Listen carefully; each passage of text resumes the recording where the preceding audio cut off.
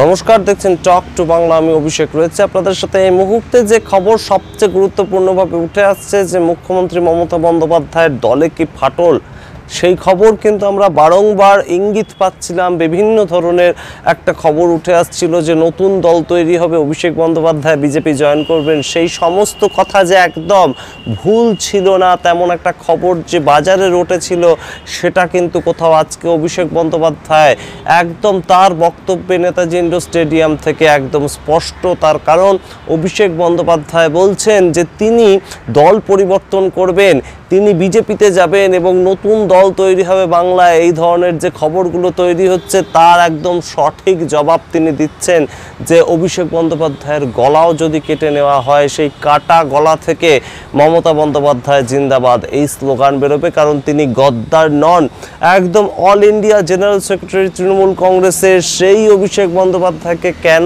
এমন কথা বলে প্রমাণ দিতে হচ্ছে যে তিনি দলের অনুগত সৈনিক, এই প্রশ্ন কিন্তু আজ উঠতে বাধ্য। তার কারণ বিভিন্ন সময় কিন্তু আমরা এই খবরের প্রত্যাশায় দেখেছি যে থাকতে বিভিন্ন টিভি চ্যানেল থেকে শুরু করে সোশ্যাল মাধ্যম, ইউটিউব চ্যানেল, যে সবাই কিন্তু একই কথা বলছেন যে একটা দ্বৈরথ তৈরি হয়েছে অভিষেক বন্দ্যোপাধ্যায় এবং মমতা বন্দ্যোপাধ্যায়। এবং তার কিন্তু যথেষ্ট কারণ ছিল যে অভিষেক বন্দ্যোপাধ্যায়ের নামে কিন্তু দলের তরফ থেকে বিভিন্ন নেতারা আরজিকর পরবর্তী বিভিন্ন প্রসঙ্গে বিভিন্ন সময় একদম সরাসরি বলছেন যে তারা দলও বোঝেন না, তারা অভিষেক বন্দ্যোপাধ্যায়ের অনুগত সৈনিক এবং ওই দাদার নেতা আমরা। এই কথা কিন্তু আজকে অভিষেক বন্দ্যোপাধ্যায়ের নাম না করলেও মুখ্যমন্ত্রী মমতা বন্দ্যোপাধ্যায় তার বক্তব্যে উঠে এসেছে যে দলের অভ্যন্তরেই কিছু নেতা গজিয়ে উঠেছে যারা কিন্তু বিভিন্ন সময় দলকেও পাত্তা দেন না। তারা বলেন যে আমরা অমুক দাদার নেতা। এই অমুক দাদা বলে কাকে একদম সরাসরি মন্তব্য করলেন মমতা বন্দ্যোপাধ্যায়। আগে শুনুন মমতা বন্দ্যোপাধ্যায় নিজের মুখে কি বলছেন। দলের অভ্যন্তরে কোনো রকম কোনো দ্বৈরথের কি গন্ধ পাচ্ছেন আপনারা এই বক্তব্য শুনে? শুনুন মমতা বন্দ্যোপাধ্যায় কি বলছেন। যে প্রার্থী হবে সিম্বলিক কথা। আমি দেখছি ইদানিং দু একটা নেতা হয়েছেন, নেতা কিনা আমি জানি না, হঠাৎ গজিয়ে তোলা। কেউ বলছেন আমি সিম্বল চিনি না বলে তার নেতার নাম বলছে। আবার কেউ কেউ বলছেন আমি তৃণমূল বুঝি না, আমি ওই দাদার রাজনীতি করি। মনে রাখবেন, আমি কিন্তু রোজ খুঁটিয়ে খুঁটিয়ে ফেসবুক দেখি, টুইটার দেখি, আর কে কি বলছেন, কে কি করছেন, সবটাই কিন্তু নজরে আমার থাকে। এদের জন্য নজর আমার থাকবে। প্রতীকটা না থাকলে আপনি এমএলএ হতেন না, আর প্রতীকটা না থাকলে আপনি কাউন্সিলরও হতেন না, প্রতীকটা না থাকলে আপনি গ্রাম সভাও যেতে পারতেন না, প্রতীকটা না থাকলে আপনি পঞ্চায়েতেও যেতে পারতেন না, জেলা পরিষদেও যেতে পারতেন না। প্রতীকটা মেন, এটা মাথায় রাখবেন।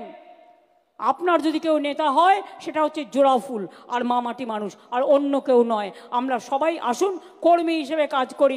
শুনলেন মমতা বন্দ্যোপাধ্যায় কি বলছেন দলের অভ্যন্তরে, দলের স্লোগান নিয়ে, দলের প্রতীক নিয়ে তার কি বক্তব্য একদম তিনি স্পষ্ট করলেন। এবার আপনাদের শোনাবো সেই সম্বন্ধে অভিষেক বন্দ্যোপাধ্যায় ঠিক তার আগেই বক্তব্য রাখার সময় কি বলেছেন। শুনুন অভিষেক বন্দ্যোপাধ্যায়ের বক্তব্য। বাজারে রটিয়ে দেওয়া হচ্ছে অভিষেক বন্দ্যোপাধ্যায় বিজেপিতে যাবে। আরে আমার গলা কেটে দিলে কাটা গলা থেকে মমতা ব্যানার্জি জিন্দাবাদ বেরোবে। আমি বেঈমান নই। বাজারে ছড়িয়ে দেওয়া হচ্ছে নতুন দল আসছে, বিজেপির হাতে কলকে আর তামাক খেয়ে কয়েকটা সংবাদ মাধ্যম আর দু চারটে সাংবাদিক এই কাজটা করছে।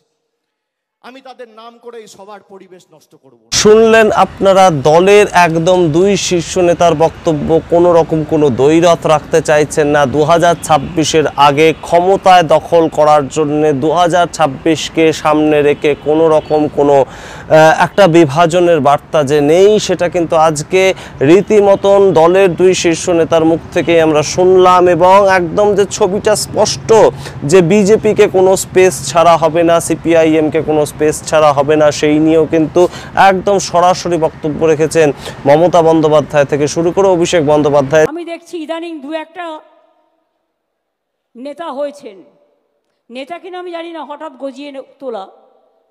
কেউ বলছেন আমি সিম্বল চিনি না বলে তার নেতার নাম বলছে।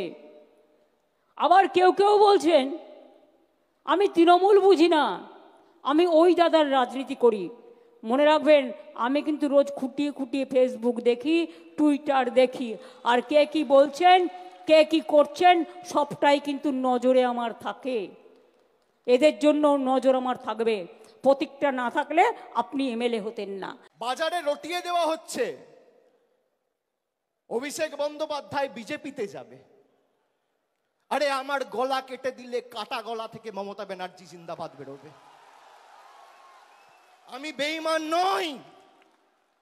বাজারে ছড়িয়ে দেওয়া হচ্ছে নতুন দল আসছে, বিজেপির হাতে কলকে আর তামাক খেয়ে কয়েকটা সংবাদ মাধ্যম আর দু চারটে সাংবাদিক এই কাজটা করছে। আমি তাদের নাম করে এই সবার পরিবেশ নষ্ট করব। শুনলেন বিভিন্ন ইঙ্গিত, বিভিন্ন প্রসঙ্গ, বিভিন্ন কথা, এবং দলের মধ্যে যে আরেকটা দল, দলের বাইরে আরেকটা দল তৈরি হতে পারে, এই ধরনের কোনো সম্ভাবনাকেই কিন্তু উড়িয়ে দিলেন অভিষেক বন্দ্যোপাধ্যায়। এবং মমতা বন্দ্যোপাধ্যায়ের নিজের মুখ থেকে কিন্তু আপনারা শুনলেন সেই বক্তব্য যে কোনো দাদার নেতা, কোনো পাড়ার নেতা, কোনো গোষ্ঠীর নেতা সেই সমস্ত চলবে না। মনে রাখতে হবে তৃণমূল কংগ্রেসের জোড়াফুল সিম্বল, সেটাই সবার আগে। এই বক্তব্য কিন্তু অত্যন্ত তাৎপর্যপূর্ণ। 2026কে কেন্দ্র করে যখন মমতা বন্দ্যোপাধ্যায় চতুর্থবারের জন্য মুখ্যমন্ত্রী পদপ্রার্থী হতে যাচ্ছেন, এবং তার আগে ঠিক একটা বছর সময় আছে, অভিষেক বন্দ্যোপাধ্যায় টার্গেট বেঁধে দিয়েছেন 215টা সিট অবশ্যই দখল করতে হবে। সেই সামগ্রিক পরিস্থিতিতে কিন্তু তৃণমূলের যে ছবিটা, তৃণমূলের যে একদম একটা এক হয়ে কাজ করার পদ্ধতি, একটা ইউনাইটেড উই স্ট্যান্ড, সেই পদ্ধতি, সেটা কিন্তু আরও একবার আমরা দেখতে পেলাম। ভোটের আগে কিন্তু কোনো ধরনের কোনো বিভাজনের রাজনীতি, কোনো ধরনের কোনো উপদলীয় রাজনীতি, সেটা কেউই চাইছেন না। এবং তার যে একটা ভিতপ্রস্তর হয়ে গেছিল রবিবারের বৈঠকে, তার যে একটা প্ল্যান ছকা হয়ে গেছিল রবিবারে কালীঘাটের বাড়িতে, একদম অভিষেক বন্দ্যোপাধ্যায়, মমতা বন্দ্যোপাধ্যায় 40 মিনিট রুদ্ধদ্বার বৈঠকে, সেটা কিন্তু আমরা আগেই আপনাদেরকে জানিয়েছিলাম। অবশ্যই আজকে কিন্তু সেই সমস্ত প্রভাবটা পড়লো।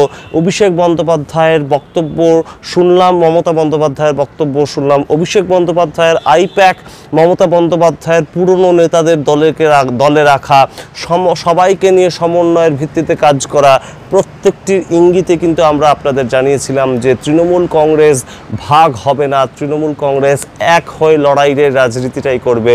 তার কারণ যত তারা ভাগ হয়ে যাবে বিরোধীদের তত সুবিধা হবে। সেই সুযোগটা কখনোই কিন্তু দিতে চাইবেন না মুখ্যমন্ত্রী মমতা বন্দ্যোপাধ্যায়, যিনি পোড় খাওয়া রাজনীতিবিদ, রীতিমতন 45 বছরের রাজনৈতিক জীবন তার।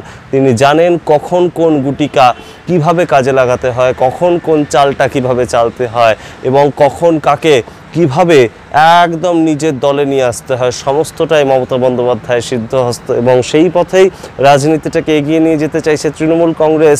তাদের যা যা শক্তি আছে সমস্তটা দিয়ে বিজেপিকে আটকাতে হবে, সিপিআইএমকে আটকাতে হবে, এই একটাই পদ্ধতি অবলম্বন করতে হবে। তেমনই কথা বললেন অভিষেক বন্দ্যোপাধ্যায় থেকে মমতা বন্দ্যোপাধ্যায়। আপনারা কি মনে করছেন 2026-এর তৃণমূল কংগ্রেসের ফলাফল কি হতে চলেছে? অবশ্যই কমেন্ট বক্সে কমেন্ট করে জানান। এবং অবশ্যই আমরা আগেও জানিয়েছি যে আজ 27শে ফেব্রুয়ারি সারাদিন ব্যাপী আপনাদের একটাই খবর জানাবো, বিশ্লেষণ করব যে তৃণমূল কংগ্রেস কিভাবে তৈরি হচ্ছে, বিশ্লেষণ করব, শোনাবো যে বিজেপি তার বিরুদ্ধে কি বলছে, বিজেপি তাদের রাজনীতিটা নিয়ে কি ভাবছে, এবং অবশ্যই জানাবো পশ্চিমবঙ্গের আগামী দিনের রাজনৈতিক ভবিষ্যতের কথা। দেখতে থাকুন টক টু বাংলা। ভুলবেন না টক টু বাংলা ইউটিউব চ্যানেলটিকে সাবস্ক্রাইব করতে। ধন্যবাদ।